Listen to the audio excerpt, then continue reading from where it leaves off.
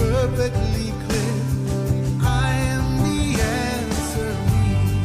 Oh, I am the light. I am the love. I am the spirit. I am the peace that's healing the world. I am the answer. I am the answer.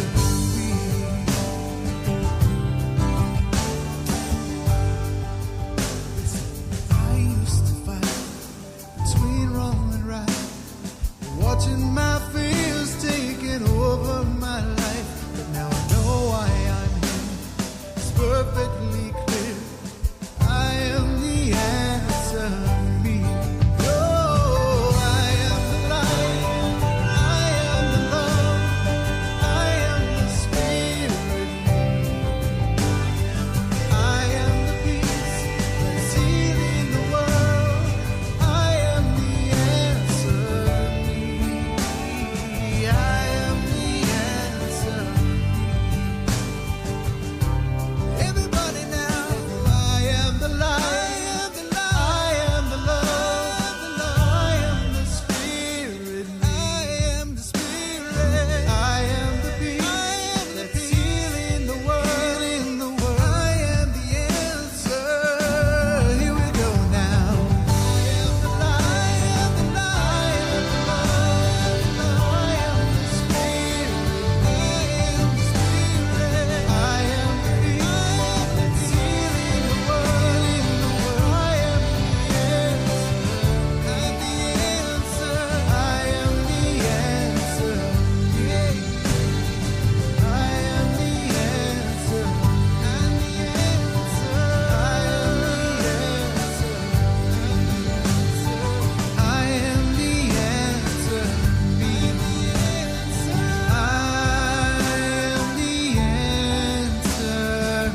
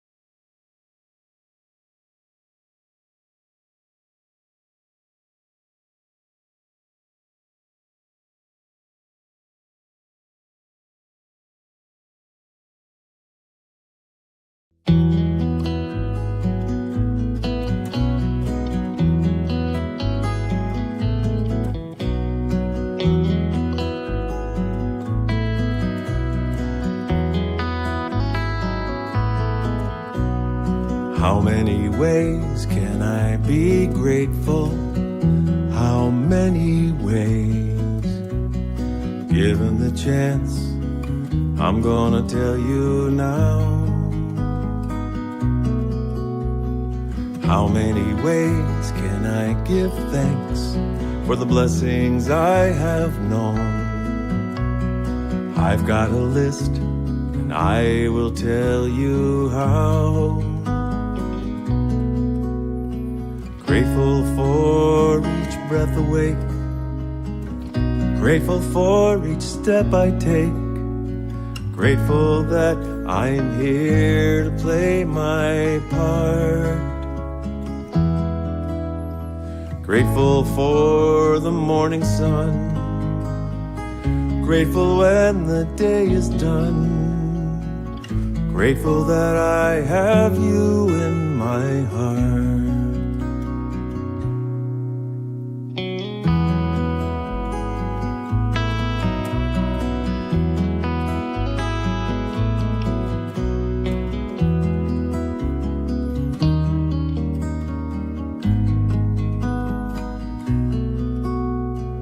Grateful for this universe, for the better and the worse. Grateful that this world keeps spinning round. Grateful for my memories, Grateful for my hopes and dreams. Grateful for the blessings I have found.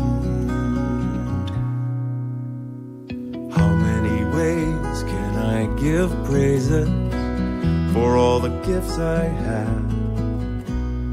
Given the chance, I'm gonna shout out loud. Grateful for each breath awake. Grateful for each step I take. Grateful that I'm here to play my part. Grateful for the morning sun. Grateful when the day is done. Grateful that I have you in my heart. How many ways can I be grateful? How many ways? How many ways can I be grateful? How many ways? How many ways can I be grateful? How many ways? How many ways can I be grateful? How many ways? I'm grateful. How many ways can I be grateful? How many ways? I'm grateful. How many ways can I be grateful? How many ways? I'm grateful. How many ways can I be grateful? How many ways? I'm grateful. How many ways can I be grateful? How many ways? I'm grateful. How many ways can I be grateful? How many ways? I'm grateful. How many ways can I be grateful? How many ways? I'm grateful. How many ways can I be grateful? How many ways? I'm grateful. How many ways can I be grateful? How many ways? I'm grateful now.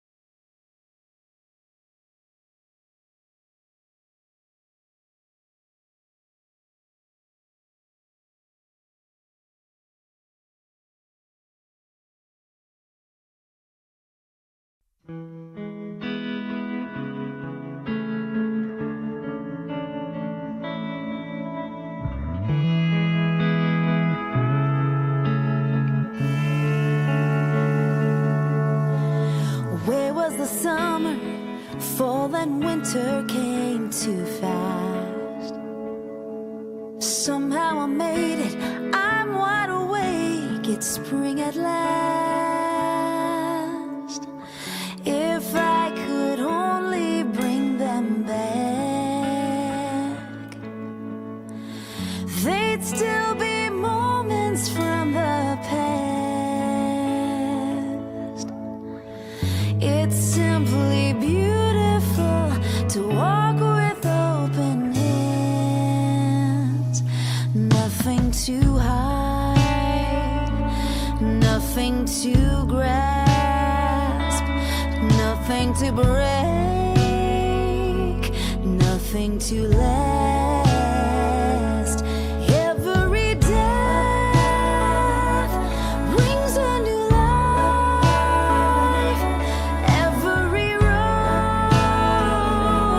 every mile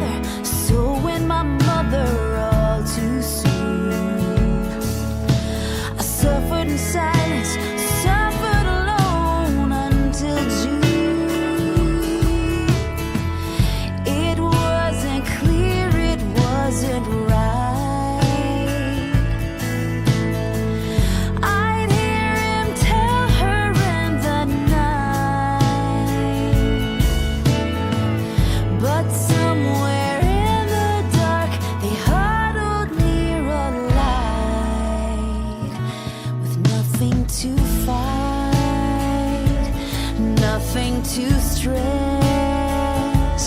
nothing to climb, nothing to pass. Every death brings a new life. Every road, every mile.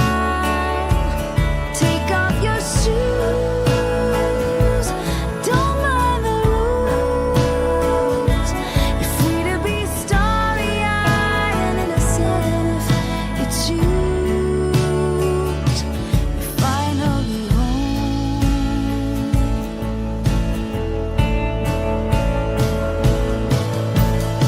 Some seasons let us be reborn. These deep dark places where we're torn. And when they tell you that your rose still has its thorns, you've nothing to hide, nothing to test. Love brought you here, now you can rest. Every death brings a new life. Every road, every mile. Take off your shoes, don't mind the rules. You're free to be starry-eyed and innocent if you choose. You're finally home.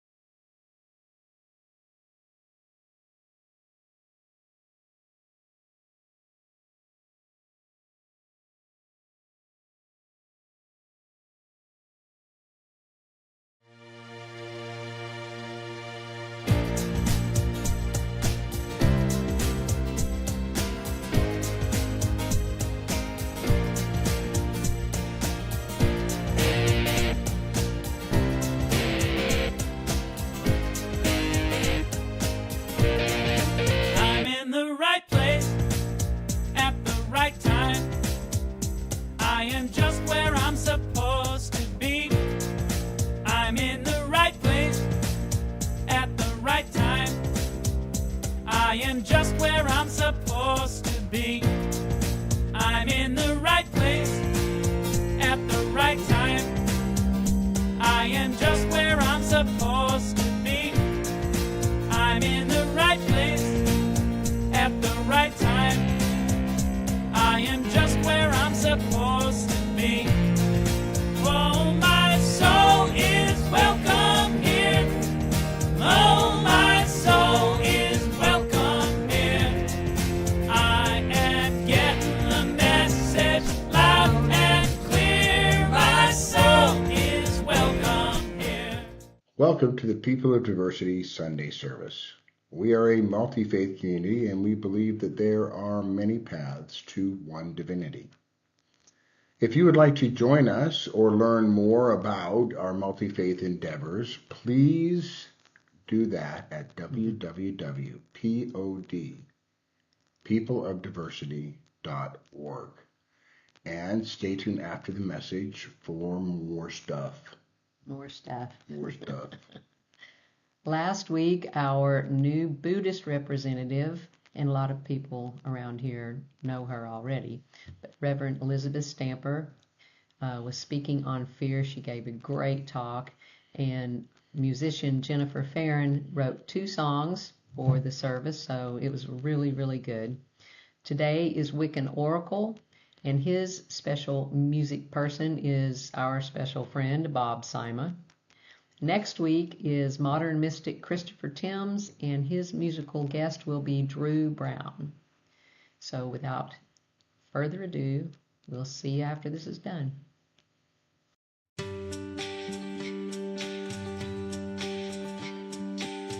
Everything you buried, everything you lost and didn't grieve, everything you buried, everything you buried was a seed, a seed. Everything you buried, everything you thought would make you bleed, everything you buried, everything you buried was a seed, a seed. Under the surface and under the rug, slowly things you wouldn't speak of, out of your mind and under your breath, 'cause it was all too hard, it was all too much.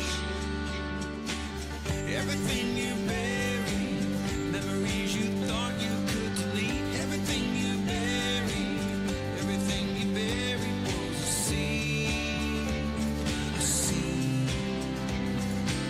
Stuck down into a chamber of your heart, the years gave it space to grow in the dark. You never look back to see it's always been with you.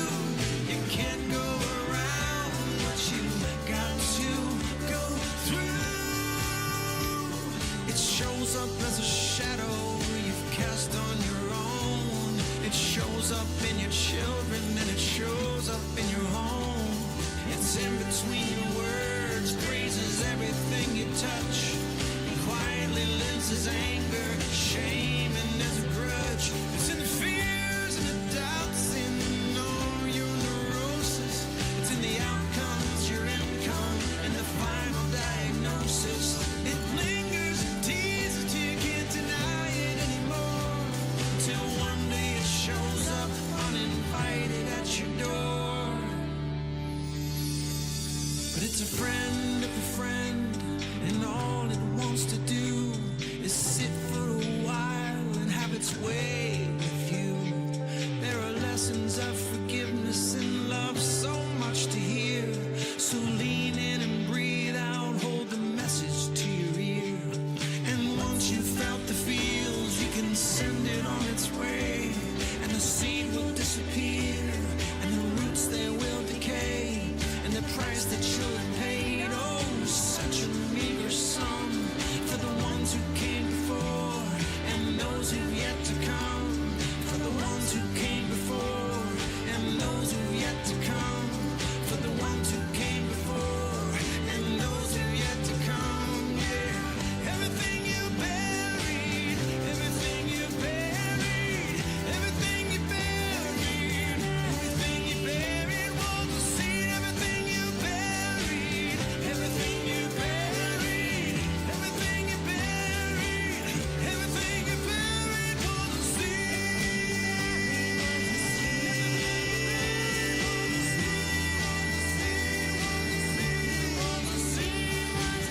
Everything you buried, everything you buried, everything you buried, everything you buried was a seed. Everything you buried, everything you buried, everything you buried, everything you buried was a seed. Everything you buried, everything you buried, everything you buried, everything you buried was a seed.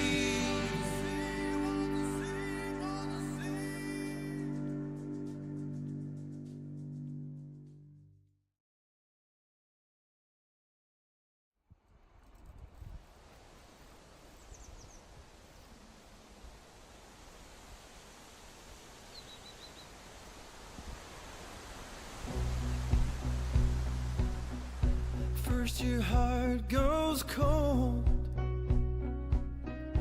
then your stare goes long. If fire in your eyes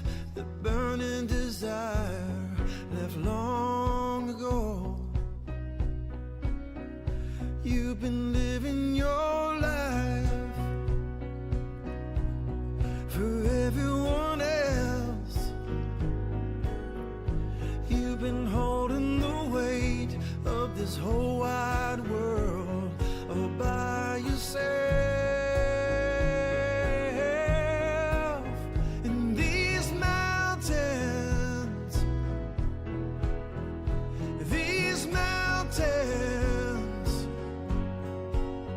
that you carry on your back, you were only supposed to climb. You were doing your best, but it was never enough to please the one in your head scares you half to death. The one that doesn't exist, it's only up in your mind. The one that drains your cup and always puts you back at the end of the line. These mountains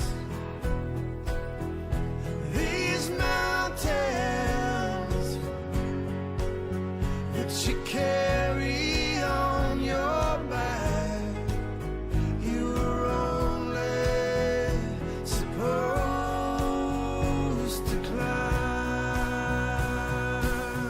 From the day you were born, your path was already known, and it was one hell of a climb. And yours to do was take it one step at a time. And these mountains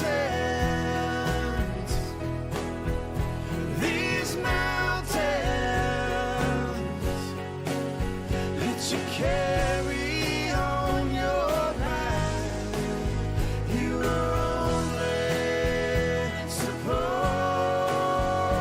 to climb. And these mountains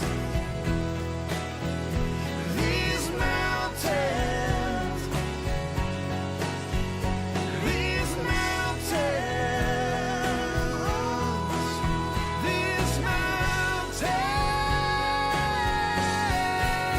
that you carry on your back, you are only supposed to climb.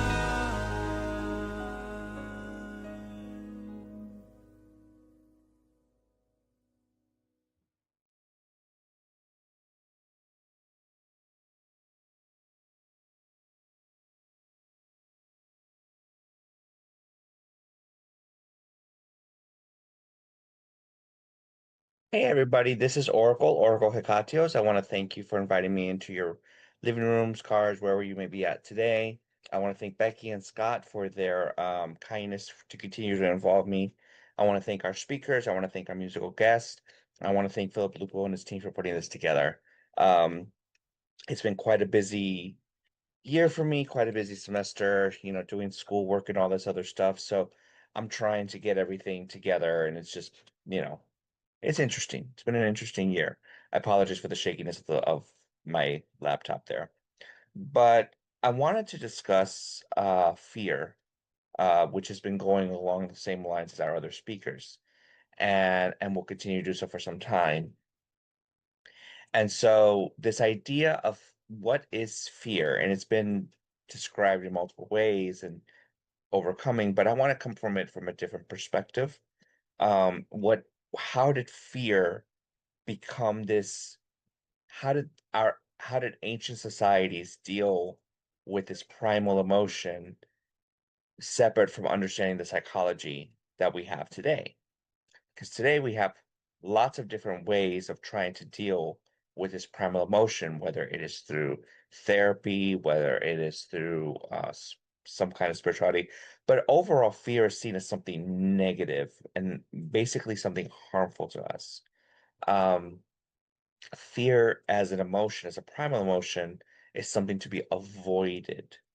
And I want to come in from a different angle when it comes to spirituality and when it comes to humanistic ideals and human, because the word humanistic, human, just means dealing with the human, the everyday life, society, bettering ourselves. And what I mean by that spirituality is because to me they are not two opposing forces. Many humanists are atheists who eschew any kind of spirituality. For myself, I look at our predecessors and I'm like, no, there was already this ingrained symbiosis between the two, but that's a different lecture. So, what do we mean? What do I mean by fear? And I'm coming at this as not only a witch, but as a polytheist.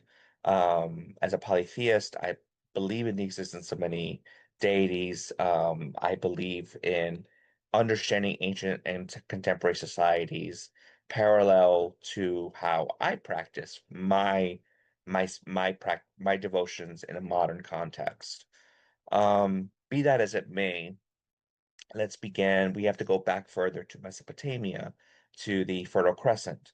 The Mesopotamians were a civilization, one of the earliest civilizations that some people said was the first civilization because, they developed agriculture, they settled instead of being nomadic. I kind of argue with that as to what a civilization means, but again, civilization, progress, that's a different lecture. So in West Asia or the Near East or the Middle East, in Mesopotamia, the concept of fear was tied to the concept of spirituality or the divine. And there were it, there is a Mesopotamian or Sumerian word, uh, paluto, and paluto means um, overwhelming divine awe, basically to be in the presence of the divine, whether when you enter into a temple, especially, there was immediate, the reaction of being afraid and trembling was seen as the divine is so awesome that you cannot help but feel that awe and reverence in a fear, like the emotions were considered the same. And for some, we've interpreted this as saying, well, the gods have to be feared as we understand in a modern context. As a matter of fact, one of the words used in the King James Bible to describe Adonai was um, the word awful, meaning full of awe. Today, that has a different connotation. And we use the word awesome rather than awful because words tend to shift and meanings shift over society. But Pluto, this idea of overwhelming awe, overwhelming that there was this overstimulation that that caused one to have the physical effects of fear that could be seen. The trembling, the wide eyes, the heart palpitations, because something was beautiful, something was amazing. The statuary, the imagery, the temples, the ziggurats, all of that was considered this sacredness that could not be understood unless it was experienced. And we have yara, which is a Hebrew word which means the same thing, about the same thing. And this it was less about this kind of terror, like I was saying, and more about this idea that what you felt, you had to have this physical experience so you could understand tangibly what the divine was and feel impressed so you could compel yourself to be better in society. So you could orient yourself to the ways of source. So basically, it wasn't a fear tactic as we understand, be afraid, be afraid. It was more, well, I'm gonna leave Adonai alone in the Hebrew Bible and how he's seen in the Torah, as far as saying, fear the Lord, fear the Lord, fear the Lord. But in neighboring cultures, we see this idea that the physical experience dictated the moral execution. Because if you felt it, it was real. And if it was real, you would do the right thing. You would be compelled to do the right thing. And so fear in this context was about shaping it so that you could be more productive in society. We fast forward to the Mediterranean and ancient Greeks, where we have this idea, and mostly the Mediterranean, where what caused fear would be used to avert that which was harmful. Okay, what do I mean by that? There are specific imagery and devices known as apotropaic devices, apotropaic, meaning that these were things that were used to protect you. Okay. And one of the things that I think about is, for example, the Gorgons, such as Medusa. Gorgons were sea goddesses, originally ancient Greece. There were three sisters, and Medusa was the mortal of the three. And um, they had, bronze tusks, they had claws that were bronze, they had wings, they were part of the sea birth, and so and serpent tails. So this idea of what we see as Medusa with the serpent head and everything and stuff like that, there is some basis in that, but at the same time, there were more descriptions of her. Now, the idea of Medusa becoming cursed by Minerva, the goddess Minerva, because of her assault by Neptune in Minerva's temple, is a Roman thing, and that didn't come till much later. But originally, she was the mortal of the three, and she was elevated to this godhood because when her head was cut off, her blood gave birth to two amazing creatures. And her head was seen as a prize, and it was put on Zeus's shield, known as the Aegis. And her head was seen as that which induced fear. So fear was being controlled as a protective device against others. And then he gifted the shield to his daughter Athena. So Athena is frequently seen as having the shield with the aegis of Medusa's head.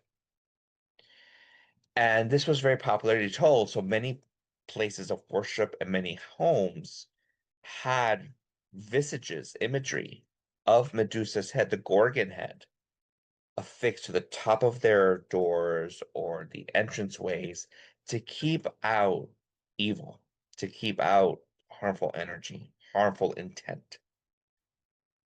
So that which was feared, if it made you scared, it could be turned and make another scared. So fear became a useful tactic. It wasn't something to be shunned, it was something to be used and create a productivity out of it. Ares, the god of war, and Aphrodite, the goddess of love and beauty, had two children.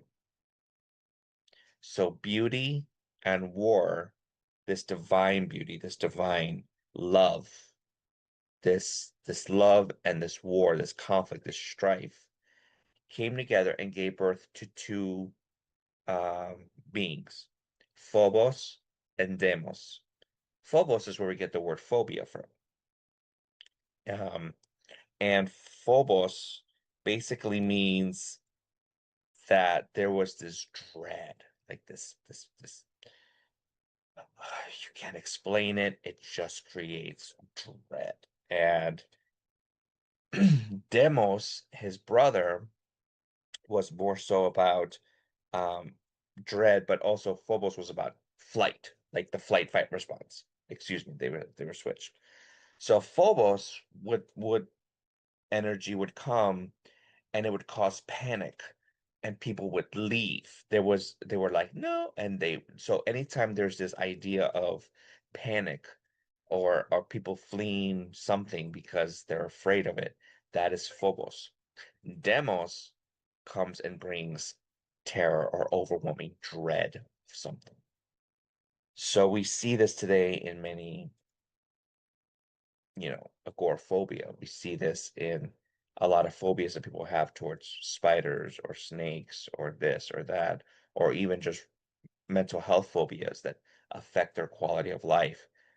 Anything that, or even sudden, it can be sudden, and you don't have to have any kind of um, mental health or emotional health issues. We all experience terror and dread, and we all want to have a fight or flight response from time to time. Those are phobos and demos in action. And again, these are the children of divine love and divine strife coming together. So there's this idea, this union, because another child they had was Harmonia, the daughter, the Lady of Peace, that which brought conflicting things together. So there's this idea in Greek times of how there is this notion that although fear and dread and fight or flight being a very real and tactical thing are also reconciled to work for them. And so we see images in attic jars and stuff and in writings that soldiers would put imagery of Phobos on their shields to channel Phobos's energy against the enemy, to protect society, to help them. And they would have banners that they would fly and it would have imagery of Phobos on there as well. So, what am I saying all this for? This is a great historical thing, but how do we make it practical? Phobias, I cannot help you with. That is something that is primal within yourself. But when it comes to everyday fear and reckoning, when it comes to things that you are challenged on and you are having disturbances and you want to heal from that fear. For example, I'll take myself. I have a traumatic brain injury that I sustained in a car accident. And for a long time, I get scared of the rain because it causes PTSD. I get scared of certain things that certain cars. There are certain things that scare me to this day. And I have to know for myself that the fear is creating an opportunity to pay attention to my challenges. So that way I can work to heal and not get rid of fear as if it's a bad thing, because it's a warning system. It's telling your brain there is something here that is making you feel unsafe. And I'm talking in the everyday practical. And when you feel unsafe, you can then avert that by making right choices in order to overcome it. Now, how does this extend? I'm not talking about dark alleyway, make the right choices, but with that example, if you feel fear walking down a certain street, perhaps it would behoove you to change trajectory. Maybe nothing bad will ever happen, but perhaps your brain is feeding you information that you cannot yet ascertain or digest or break apart and categorize it nicely. But there is a reason, perhaps, for you. It may not be something major that's going to affect everybody, but around you, but perhaps it's just for you. Perhaps you would, while you're walking, your heel breaks, or, on your shoes, or you trip, and it's just trauma. Your body and your brain and your spirit know what's going on more than half the time. Not all the time, but more than half the time. And in the end, it's about making the proper choices to heal from those challenges. So when you're applying this practicality of the divine and coming closer to spirituality and to your source, however you see it, because your source could be within yourself. You may not believe in a higher power that is transcendent and immanent at the same time, but you may believe in the goodness of people and the challenges of people and how people are just complex creatures. We do both great good and great bad. It just happens that way because we are primates at our core. And as primates, we still have that idea of fear. Now, some people, some places, some military are trained themselves to shrink the amygdala so that way they're not pumping fear a lot. Like Navy SEALs, there's training in that to alter the brain's chemistry so that way they're not afraid in the midst of challenging situations, life-threatening situations. But for the rest of us, and even then, there's going to be some fear because it's a human emotion. So rather than suppress your fear, I encourage you to use it to your advantage. I encourage you to pay attention. If you're going like that and there is no stimulus to it, you're just feeling it. You're experiencing something that is valid for you, and how you go about executing that is what you want to be able to carry with yourself. So, in the end, there is something to be said for understanding. Now, again, phobias are a completely different thing. Can't help you there.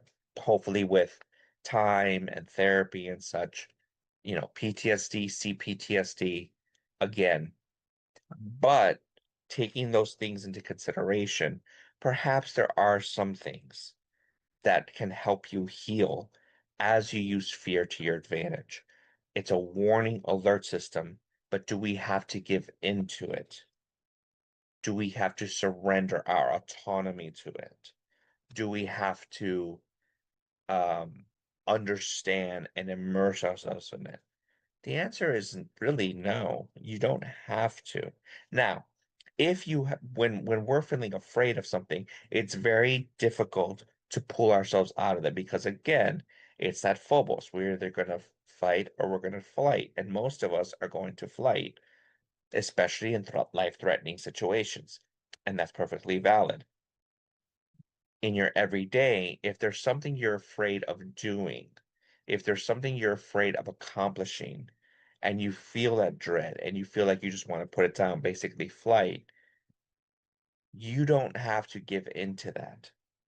I encourage you to practice breathing and facing those challenges so you can be, in your eyes, this has to be in your eyes, not my eyes, not society's eyes, not the government's eyes. In your eyes, you can feel accomplished and you can feel fruitful and you can feel peace with yourself. So I want to thank Becky and Scott again for allowing me to be part of this. Thank you for listening. Thank you for hearing my spiel on fear. And thank you to Philip Lupo and his team and our musical guest. And for now, I can't wait to see you next time. And so merry meet, merry part, and merry meet again. Goodbye.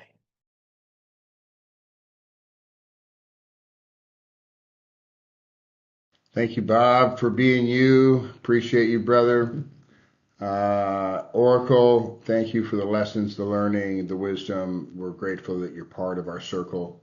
And have been since the The beginning. very, very beginning, kind Right. of the part of kind of an inspiration piece too, for the whole thing. So, Philip Lupo and your amazing team at PL Theatrical, thank you for all that you do in making this happen. We're grateful. If you have needs in audio visual, see the website below. Past services are available on Facebook page, Facebook group, or YouTube channel, all named, oddly, People of Diversity. So the catch is, there's two. The first one is that Facebook nixes everything after 30 days. So if you want to go catch the last one or the last couple, you can do that on Facebook. and it's genuinely easier, especially if you're already there. The other option is YouTube, 5 years worth under playlist by faith or by topic. And the other caveat there is it's better on a tablet or above as far as the device you use.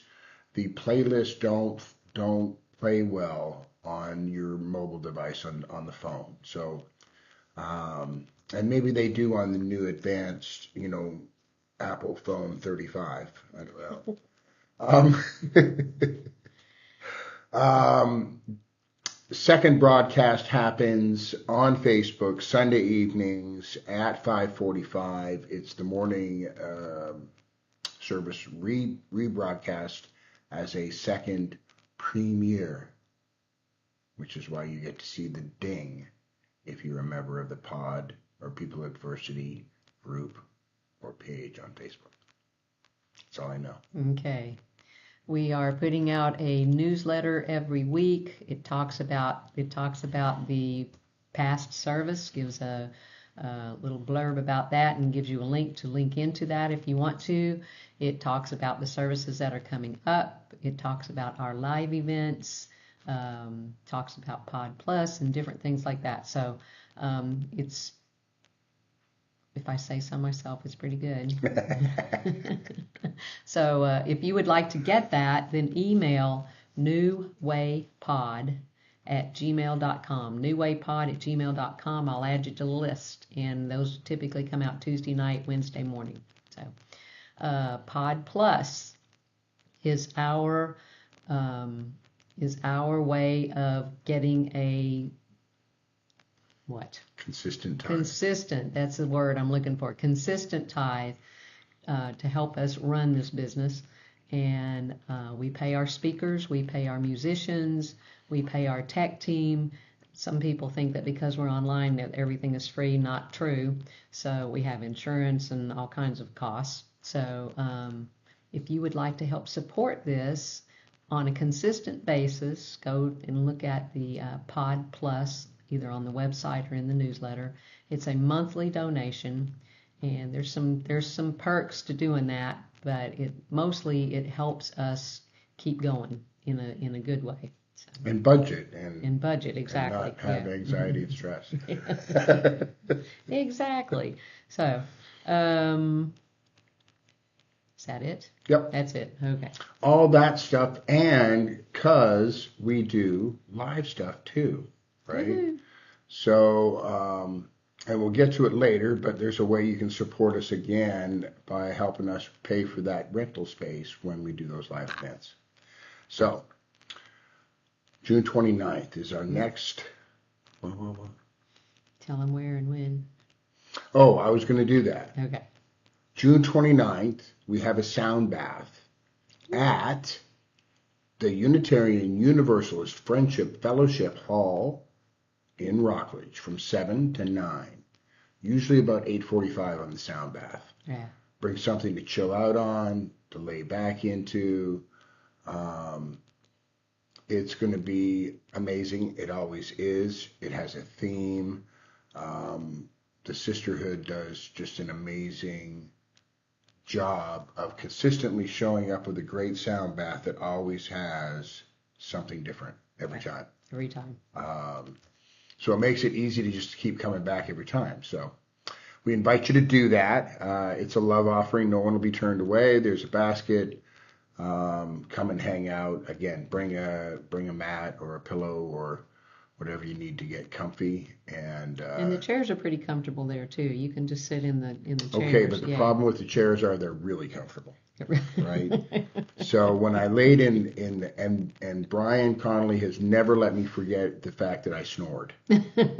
Even though I personally know that I don't snore because I've never heard me.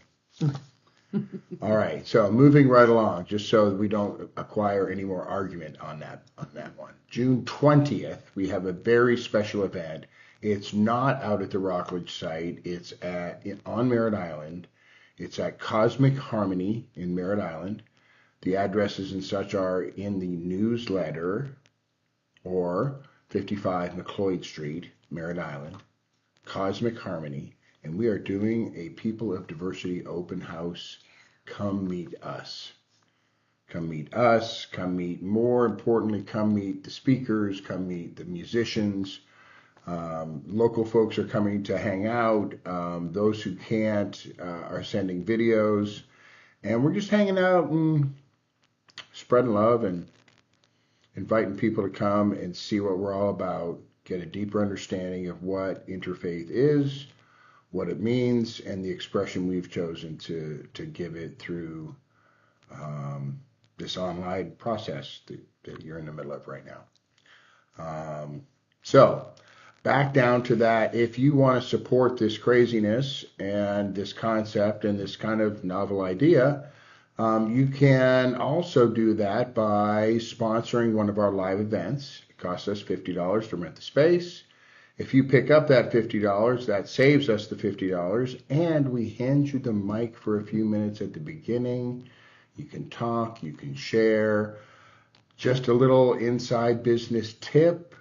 Events like the Sisterhood Weekend or the Sisterhood Night is a great night to put yourself in front of 30 people. So come and do that and step into that. If that's something that interests you, please go to newwaypod@gmail.com and have a conversation with Becky, and we'll get it set up for you.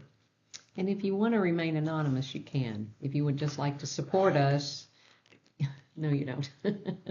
You just want to support us and remain anonymous, we appreciate that too. Yes, and we'll totally. Yep, totally okay. Right. We are blessing the world's major religious movements, and there are 41 in the list we are using. This week is Judaism.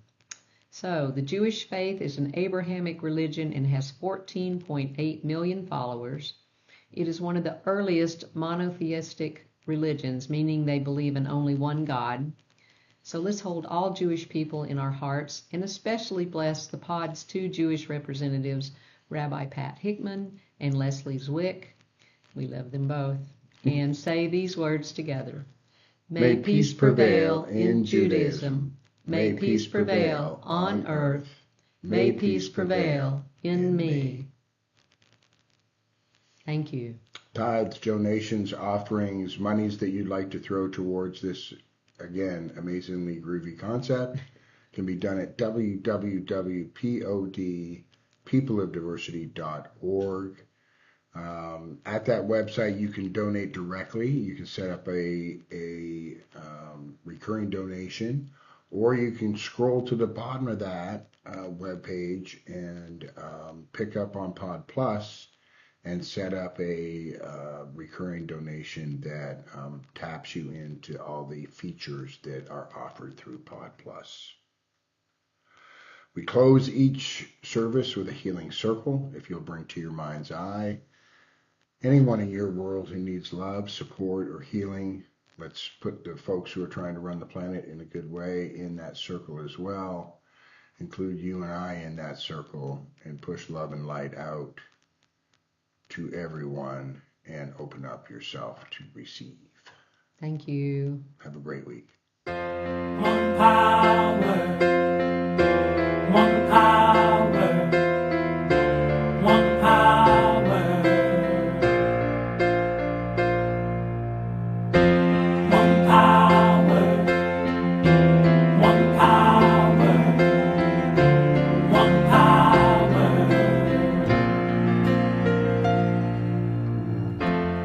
There's one power invisible, and you see it everywhere and every day. One power indescribable, and you speak of it with every word you say. Mysterious until you know the truth, as simple as the love inside of you. Call it God, call it Spirit, call it Jesus, call it Lord, call it Buddha, Baha'u'llah, angels' wings or heaven's door. But whatever name you give it, it's all one power, can't you see? It's the power of the light.